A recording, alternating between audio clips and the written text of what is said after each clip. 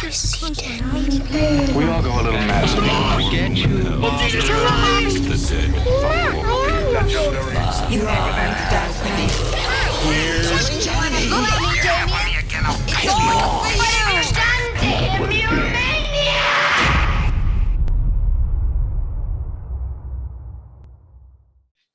All right. Hello and welcome to the Horror Hour. It's the place where we discuss, debate, and we disagree on all things horror. But today I'm really excited because in the film industry, if you weren't aware, Sundance just finished.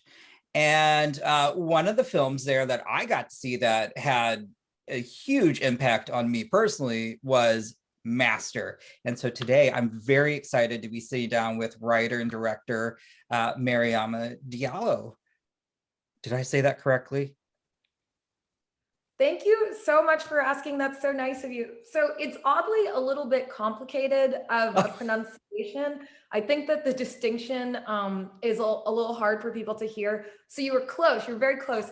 It's actually Mariama Diallo. So it's Amma versus Ama. So it's a short A, Mariama. Gotcha. Mariama Diallo. Yeah. Yes. I should have I asked tell that people first. it's like Anna versus Anna, you know, I'm like, and then they're like, oh, okay, Anna, not Anna. But then they start calling me Mariana sometimes, and then it gets all mixed up. So, you know, do your best and I'll live. I mean, I also, it's funny because my name's Yutaka, and especially with my last name is actually Tamanaha. So you think I'd be good with the A's, but I get that quite a bit, and I should have asked first, but we're working with it. So first off, congrats on your debut feature at Sundance. Thank you so much. Thank you. It was crazy. It was a big dream of mine to come back to Sundance with a feature. So it was really cool. It was actually, so this is my first Sundance ever. And I watched your film premiere night and I wasn't sure how it was going to work. So as soon as I hit play though, I didn't move. I was fully invested. And I can tell you that my blood pressure and anxiety levels probably after about 6 minutes never rested at all. That's how terrified and just horrified of what I was seeing, because this is 100% horror and you did such a fabulous job. So with that, then my first question would be, you know, why, when telling this story, why horror versus just drama? Yeah, you know, it's interesting because in my head, there was a certain order of ideas and feelings that came to me. The first thing about the film that came to me was the title, Master. And I was really interested and intrigued by the word. And I went to a school where there were masters. And so that's how it was kind of introduced into my own personal lexicon. But then obviously, you know, as Americans, we particularly are very well versed in the other kind of master that you can have, you know, rather than the academic type. And there was something very interesting and flexible about the word and, you know, spiky, like there was a lot of danger to it. And so after that, you know, word and the title of the film came, then the character of Gail, who's played by Regina Hall, came to me. And then after that, I just knew it was a horror film. In telling her story and in kind of going back through my own memories of being at an academic institution like the one in the film, a lot of the emotions that it was evoking in me were, you know, coming from a place of anxiety and horror. And it just felt like the most true expression of that experience. So it was really, really, you know, central to the story that it should be told horrifically. It worked. It gives my blood pressure's raised just thinking about this. So Well, so since our viewers and listeners might not, haven't seen this just yet, could you give just a short synopsis of your film? Yes, let me try because If you want to add details, go for it. something I've learned over the course of both writing this film and then describing it is that I struggle with being concise. Once you watch the film, there's like all these plot lines and stuff. I think that will also make a lot of sense for any viewers. But at its most basic level, Master is a horror film, and it's set at this fictional Northeast college called Ancaster. It's one of these very sort of wealthy elite universities. And there are three main characters, three women who are each struggling with, integrating themselves fully into the institution. And what's also informing their experience is this school lore and legend of a part of the campus that's haunted by a woman who is hanged for witchcraft in a Salem era type story. So those are all of the ingredients that we're working with in the film. But so we follow a professor, two professors, and a student as they try to make sense of what this college is all about. And one of the things I loved that we had three main characters to follow, but as I was reading in the press release, I lately will say I've been gravitating more towards horror films to where they also use another aspect as kind of a main character. So in some, I've really been gravitating towards music, but I love how you have, it was phrased that Ancaster itself is also a character in this film. Can you kind of elaborate on that? Totally. It was really important, and I'm glad that you asked about that. That the school for me is the primary antagonist of the film, and it's really kind of forms the basis for how a lot of the characters behave and how their behavior is shaped by the physical space that they're existing in. And so Charlotte Hornsby, who is the DP of the film, she and I had a lot of conversations about how we can also represent that just through the camera and through our framing and through certain kind of camera moves. And the way that we approached it, one of the ways that we approached it was from this kind of removed observational style of the characters in the opening shot of the film, which was also inspired by the opening of Rosemary's Baby. We're starting from way high up from the perspective of the school, basically, and slowly moving in on Gail, and this feeling of the characters being watched from the point of view of the architecture and the school itself is something that we tried to continue throughout the film. So I think that was one of the ways that we really tried to make Ancaster present without necessarily underlining it too heavily. No, and I loved what Charlotte did. Well, the lighting was fantastic, and I loved how that played into that. There were just certain times where I just felt this sense of dread, even though you may be out and in the open, but just the way things were played or depicted, it really just, it felt ominous, and I really enjoyed that. I would also like to know then too, because you had mentioned this is kind of taken from your past, and so do you see yourself as Jasmine, or are you kind of both Jasmine or are you two of the women, all three? Like, totally. It's interesting because when I was an undergraduate, I had a, thankfully different experience than Jasmine in a lot of respects. But there was a lot that was going on sort of beneath the surface of my experience that I was actively ignoring almost.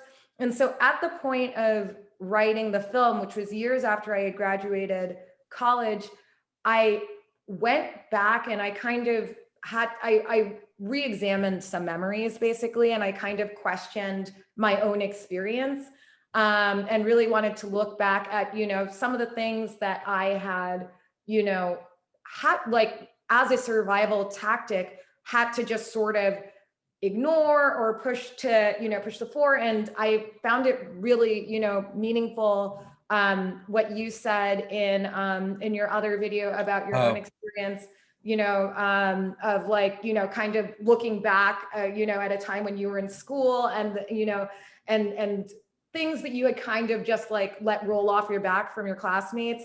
But then in retrospect, you were kind of like, wait, hang on a second. Oh yeah, no, it was bad. Yeah. And that's like, I think it's an experience that I had. I think that is probably an experience that a lot of people had, where it's like, you're looking forward just to get through to the end of something, and you want to have a good time. You don't want to, be like, hey, like, I hate this, I'm unhappy.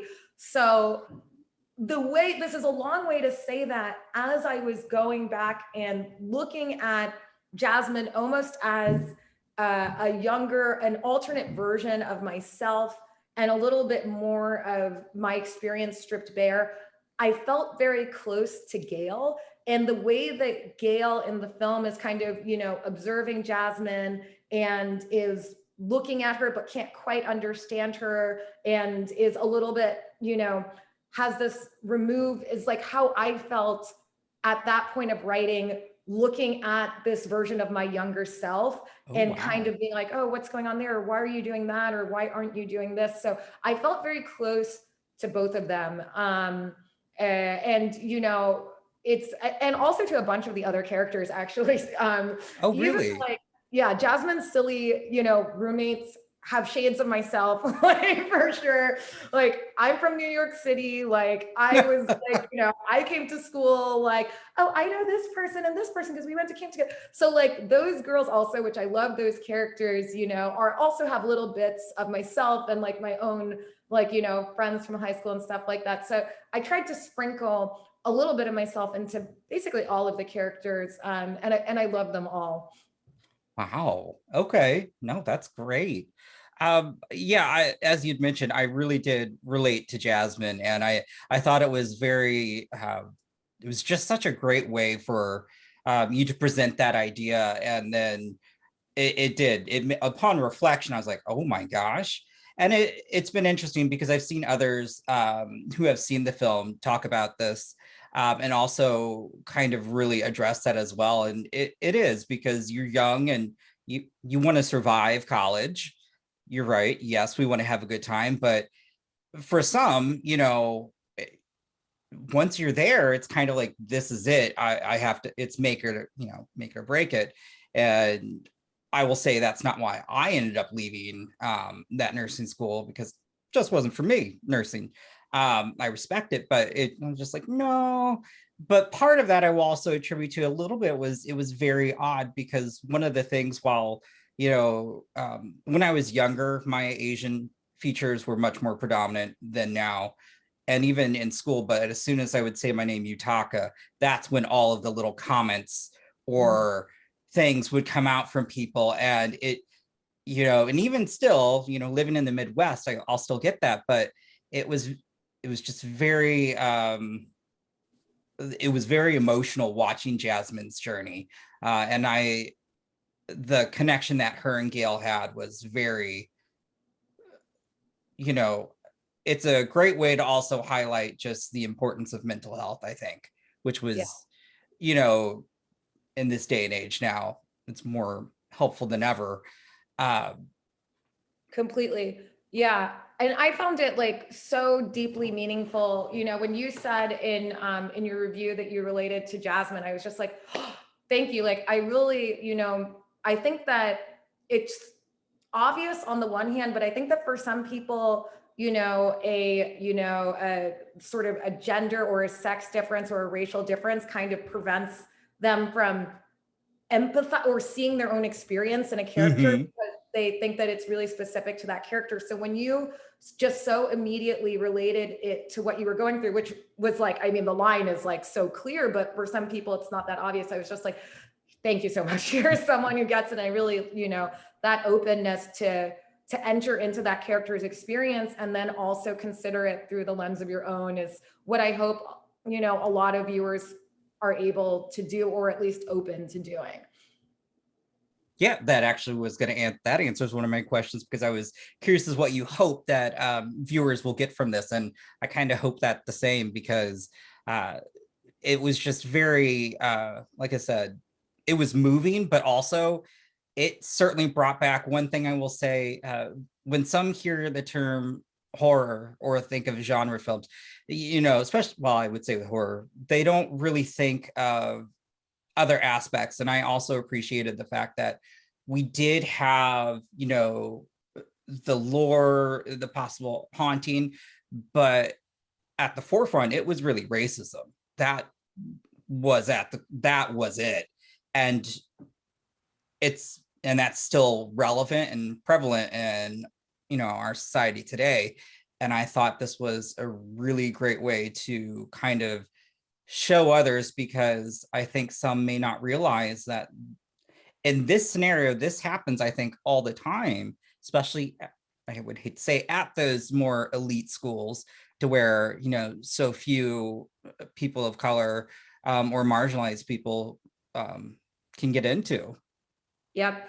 Yeah, absolutely. I think that, you know, my hope was to try to tell. So once I had this character of Gail and I thought back, you know, to my time at college and the things that I had seen, and I really wanted to depict what I felt like was true about a certain kind of experience and all of the different facets of it, and depict it sometimes literally, but then also try to find a way to creatively translate that into, you know, a sort of an aesthetic and emotional experience so that somebody can really get into that character's body, you know. And so what you were saying at the beginning was, you know, I was like, sorry, you know, that tension, but obviously it's great. But like, you know, that's like the perfect thing is, yes, this feeling of like, you know, you're really on guard is like, that's perfect. And so, you know,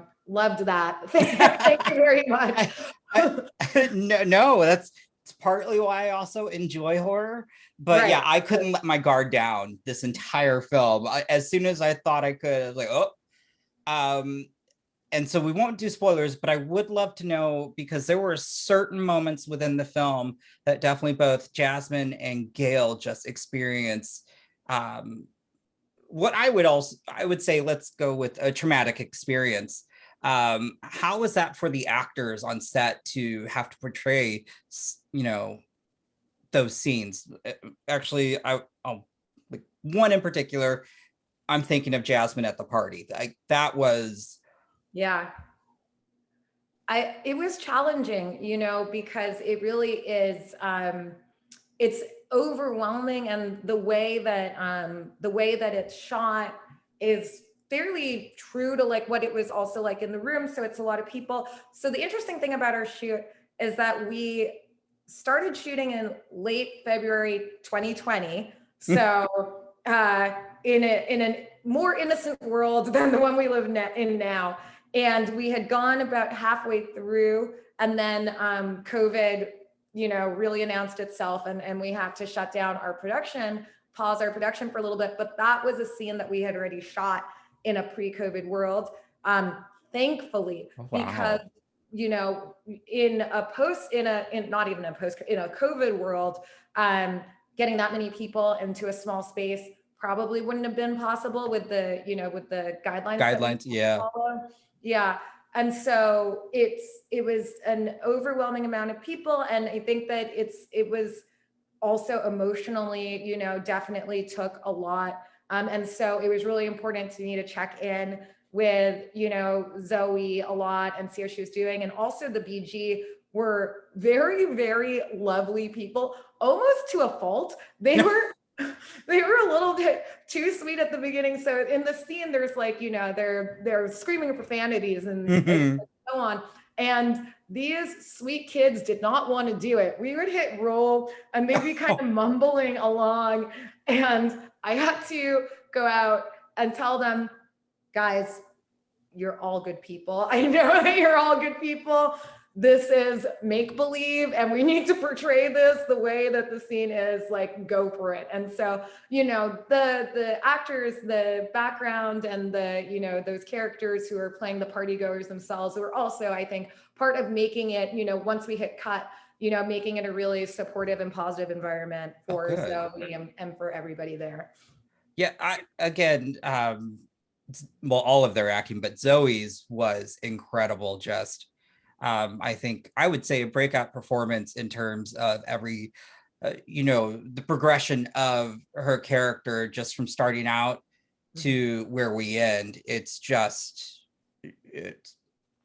brilliant.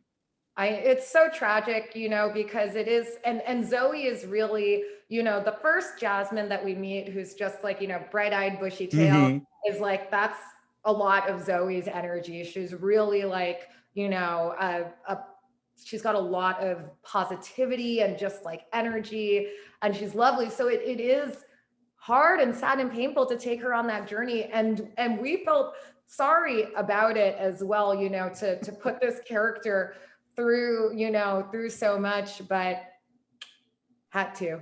Yeah. Well, I mean, I was watching, I mean, you've also put Regina through quite, I mean, I was thinking when what it must have been when they were reading this and like, yeah, no, I want to do this because you put them through the ringer. I know. When I first met Regina, I think she said something like, I just had to meet you and see like, what is going on here?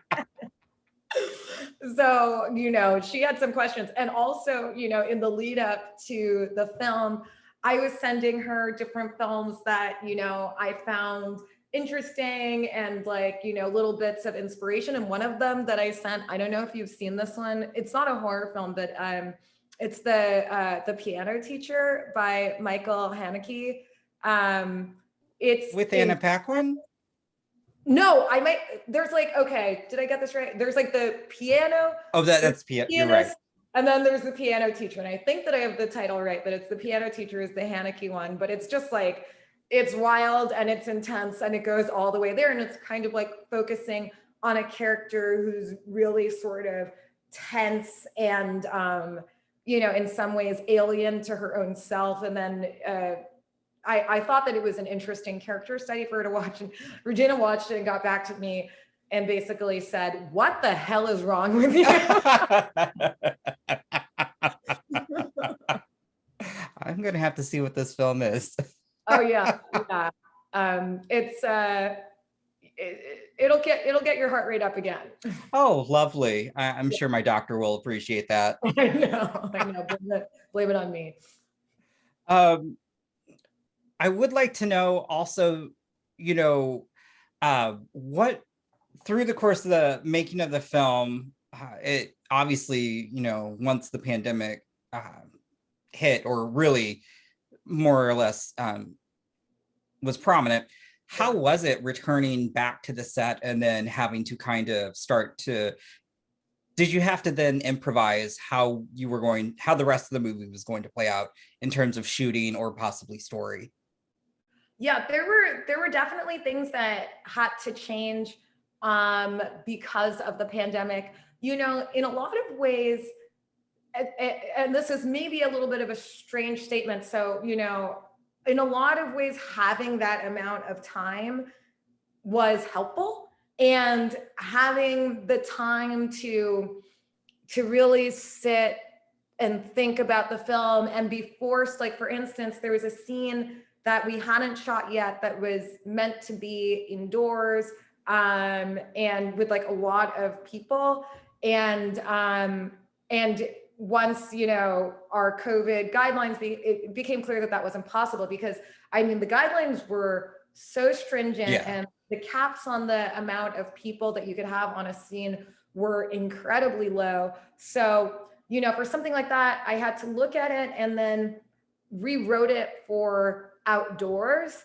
And it became so much more of a visually striking scene. It was so much better than the original version that I had. That was maybe the more intuitive version. When I was writing it, it made more sense that it would take place inside in like a common room of the college, but moving it outside in order to comply with the COVID guidelines was really effective and really powerful. But there were things like that we had to kind of troubleshoot and think about, and even in terms of getting everybody back, that was also a big question mark, because we got shut down in mid-March, and very naively, I think like maybe a lot of people, we were thinking, okay, like 2 weeks to flatten the curve and like we'll be back in a month or two. I was feeling kind of like, I was looking on the bright side, because we were shooting, it was freezing. We were shooting in the winter. And so I thought, okay, great, we'll be back up in the summer. I love that. Not how it happened, because as we were, figuring out our plans to get back together, there would be, like Regina had another project that got started up in Australia, and that was 9 Perfect Strangers. So then she went, and so she had to quarantine a certain amount of time and then be in Australia, and then, was there on the shoot, and you can't fly back and forth, obviously, and then was there on the shoot for that. So it was just like, figuring out all of the chess pieces of getting the different people back together, so that we could go back up. But thankfully it happened. And I'm so grateful, because, once in a COVID world now, it's like nothing, you can't count on anything. You can't expect necessarily even to be able to finish what you started. So the fact that we were able to get everybody back and continue and finish the project was incredible. No, yeah, it's funny you mentioned that, because I thought when Sundance was announced, and then they're like, I was going to attend obviously virtually, and then once they made the entire program, then everyone's like, oh, you've got to repurchase your tickets, or I'm like, I was like, but I secured my, oh, okay, all right, well, I hope I get the films I wanted, right? And I did, so that makes me happy. But yeah, it's very interesting just to hear about other projects as well, that there could be a good 6 months between where they shut down to where once they resumed, and I think that's crazy. I cannot tell you how happy I am that there were no 4-year-olds or like 3-year-olds, 6-year-olds in our film, because those kids would have come back, and from one scene to the next, like, 1 foot taller, foot shorter, like it would have been a disaster. I really thanked my lucky stars. No kids in this movie. So another thing I would like to ask then, in terms, I was trying to go through the press release and look at some of your favorite scary movies and all that. So what I'd like to ask, I think this past year has been really great for horror in general. And so I would like to know, were there any standouts for you, or even if not a film, maybe even just a phenomenon? Because there were so many either characters or monsters that trended that were quite humorous. And I'm just curious what you enjoyed this past year. What's funny is the first one that came to mind is Malignant. Like, that movie was freaking fun. And, I was just like, this is like, I really appreciated that, they just decided from the outset, we're going to go all the way with this, and like, good luck. And I'm watching it, and I knew that something funky was going on, and it was like running weird. I was like, what is happening here? So I found that to be a very, very fun horror film. There's a lot that I liked about Candyman. I thought that was also cool. My favorite, I think the most evocative image from that film is it's like towards the very, very beginning where there's like, you know, the hole in the wall, and then the candy coming out. That was the scariest moment in the whole film for me. I thought that was like really, really beautifully done.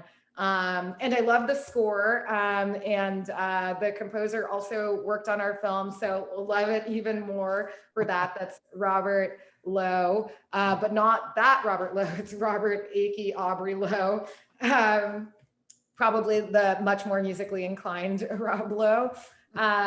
So those are the first two that are coming to the top of my mind, but now I'm trying to think about other horror releases from this year that I must be forgetting. What were some of yours? I think the one that really sticks out was, Malignant, because I enjoyed that James Wan's like, you're going to give me all this money and I'm going to make the movie I want to make. And I love that. That's amazing. It was like, it made me think of, what the frick is that movie? Oh man. It's like, it's a lot of like, it really was reminiscent for me of like 70s, 80s horror. The Brood. It made me think of The Brood, where it's just like a movie with a real wild turn that's like, you know, because the thing that I appreciate about that is, you know, horror is ridiculous, you know, and I feel like at a certain, you have to kind of like acknowledge that on some level. Like I don't really enjoy like a 100% self-serious horror. And I hope that, you know, when people see Master, even though it's grappling with like a lot of important themes, like, you know, they also feel the way that I am laughing at myself and the premise and like the whole thing, and like not taking, you know, myself, you know, completely seriously. And like a film like Malignant like goes all the way there. But yeah, I appreciated that because I think that it felt really genuine, and it was for fun. Yeah. And I would also say, I think the other one, because I was VHS 94, because Hail Ratma just became a Twitter phenomenon. I need to see that. And I'm curious about it because I think it was Chloe from Sundance. Chloe Akuno was one of the directors. Did she direct that? Yeah, she did. Oh, okay. yeah. I heard about that, and I was very intrigued. So I'm gonna have to check that out. I would say hers definitely played on claustrophobia as well. And I remember watching hers, and I told her, I was ready to get out of the storm drain. You did a great job. And but The Creature, that became just this huge phenomenon, and people were doing their own art, their images, and she'd be sharing them, and they were funny. And so it just became a huge meme, which I thought was great. I love that. I know it's like how the Babadook is now like an icon. I love oh my God. Yeah. For some of us, he's a gay icon, or because it is one of my favorite things. I think one year at Pride, they actually had the Babadook on the Clack fans, and I couldn't believe it. I was so happy. And then another thing, did you get a chance to see other films at Sundance? And if so, what were some of your favorites? Yes, I did. I got a chance to see a few. I wish I could have seen even more. However, I did. So I've been to Sundance once before, in-person Sundance in 2018. And I think I only managed to see one film while I was there because, you know, the in-person festival is so chaotic and you're really going and it's a lot about, you know, and I was there with the short and still it was completely breakneck, crazy meetings and all this stuff and not that much time to see films. So I definitely got to see more this time around. I saw Emergency, really enjoyed that. Nanny as well, I thought was gorgeous, and just, you know, Anna Diop is incredible. I thought that her performance was so like, you know, finely rendered and really beautiful and really true. So that was another one that I saw. I saw See No Evil, and I was with it, loved it, and then the end made me very, that ending was there is I think in terms of crazy to insane, and that was just bonkers. I was yeah. not expecting that, and I was just like, I sat there for 10 minutes just what did I just see? I Oh my God. know. I know. We're gonna have to sidebar more about that later, but let's just say I was fully there for the ride for about 98% of the film. I'm upset I didn't get to see Nanny. That was one I wanted to, but it did eventually get sold out, and I'm like, no. Yeah. I think there were a lot of great films this year, and so I'm excited for that. But also out of that, I was very happy to hear that after the premiere that we were able to find out that this got picked up by Amazon, and it's coming out March 18th. Yep. And I'm so excited for people to enjoy this, to see this film. And I hope it gets conversations going as well, because it should. That's, my hope. But if not, I hope they just really see what I think is just top notch. And I know I'm fanboying a bit here, but it didn't come off as a first time feature. This felt very seasoned, just from the acting, the script. But I really did like I loved the setting and how that just played a factor into the entire film. Thank you so much. I'm really excited for people to see it on Prime Video on March 18th. When I saw that you had reviewed it, so horror fans don't mess around. And if I'm scared of like anyone's reaction, it's horror fans. So I was like watching your review, I was like, oh my God, are they gonna be like? And so the thing that I would really love, one of the things that I would really love is, for the horror community to watch it and to hopefully respond to it. And I hope it, scares people or makes people feel stressed out or makes people feel dread.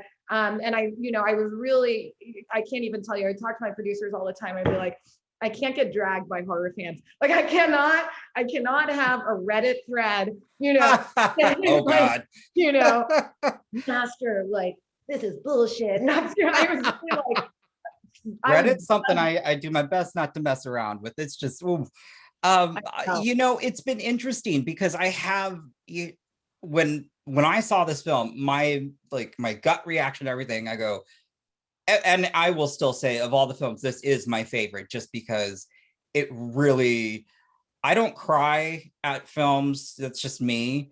But upon reflection, and especially it was more thinking about Gail's pivotal moment, and I started to sob because I was like, wow. And then that's when I realized, this movie really affected me. Not only was I scared, but emotionally that hit on the levels it should have. And so I think, to me, I was just like, I was telling everyone, like, you guys, this is going to be a movie to watch. And so then I started to see reviews roll in, and there were some really great reviews. And I was like, oh, and they weren't even horror critics. So that's what I really loved. I was like, oh my God, that's amazing. And then I did see some people where I'm like, I almost be like, I don't think you get it. I was like, I don't think you get it. Or you weren't relating. And that's unfortunate, because I think if you can't try to invest yourself into a story, you're not going to get out. If you don't go along for the ride, then you're just not going to get the same experience as somebody who completely surrenders to the film and just goes with it.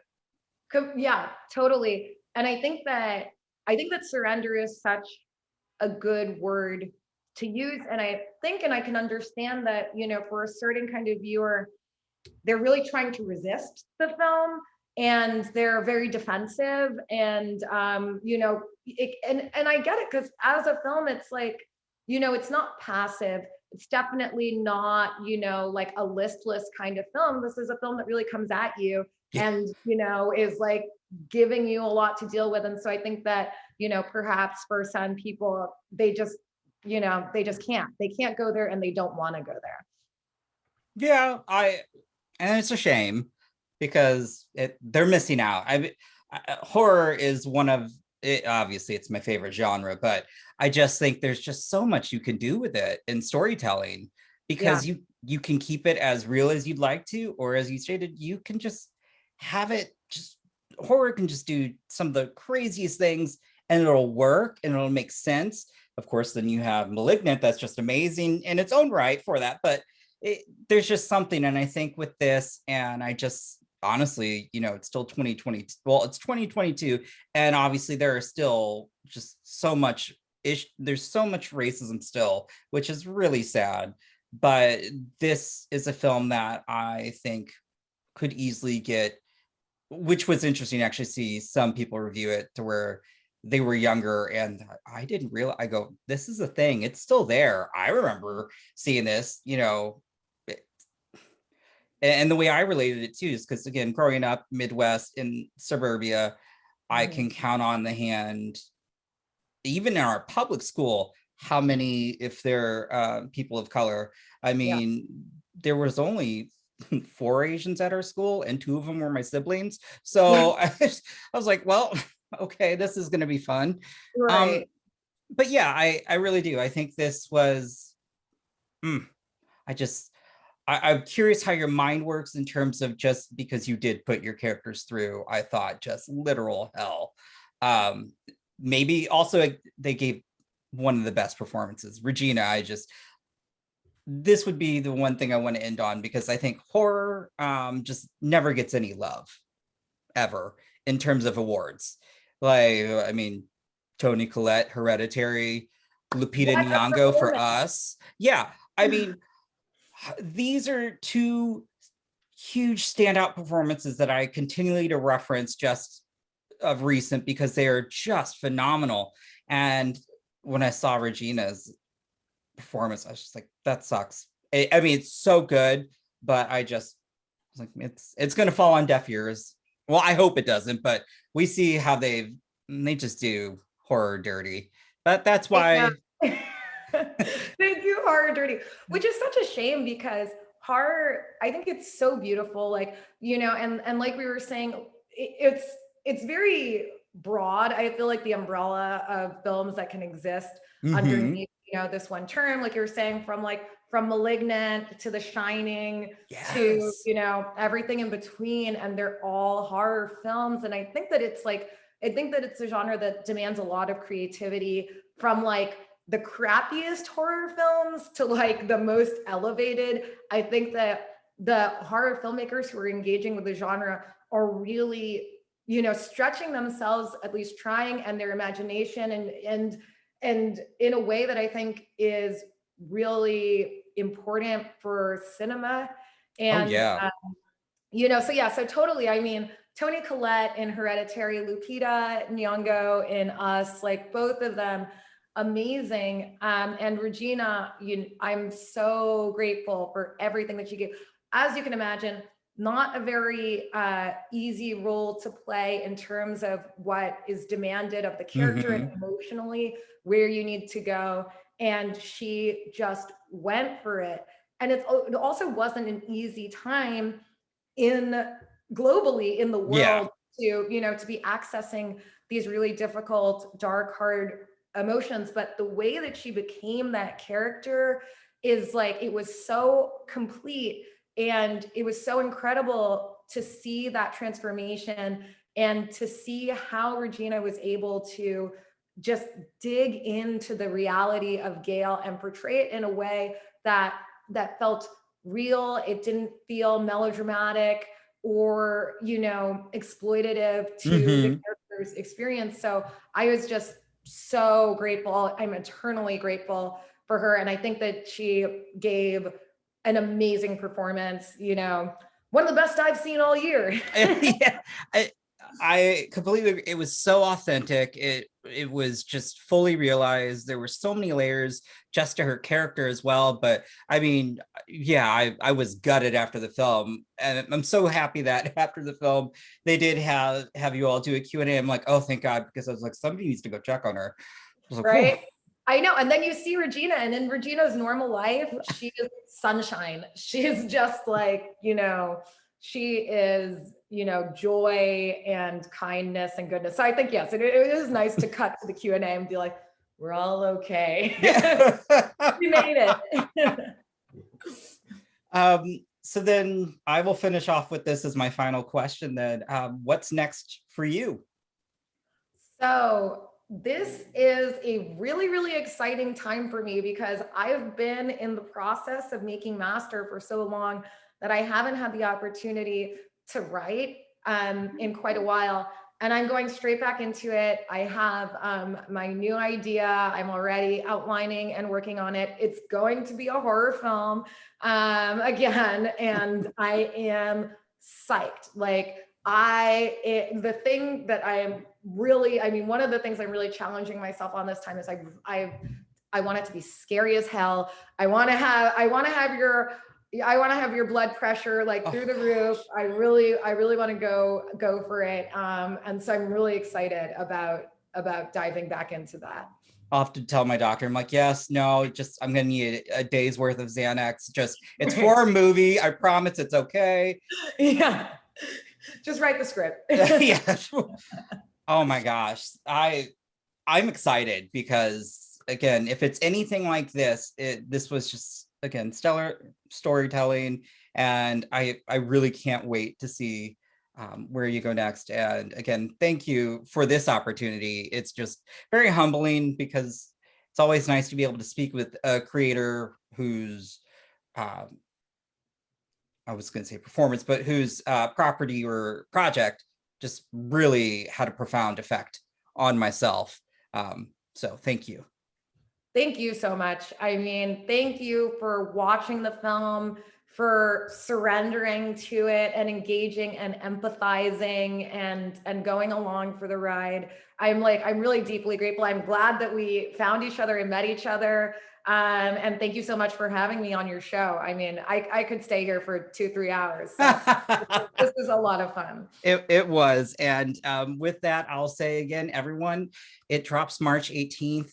Please go watch this. You don't want to miss out on this because I hope this is just I can't wait for my co-host to see this so we can actually finally talk about it, because I won't spoil it to them. They didn't get to see it because they're overseas. But I keep telling them like, this is the one, y'all. So, well, hopefully they'll be able to watch it. Yeah. March 18th on Amazon Prime Video. And with that, I will say thank you and goodbye. Thank you so much. You have been listening to the Horror Hour. See you next time.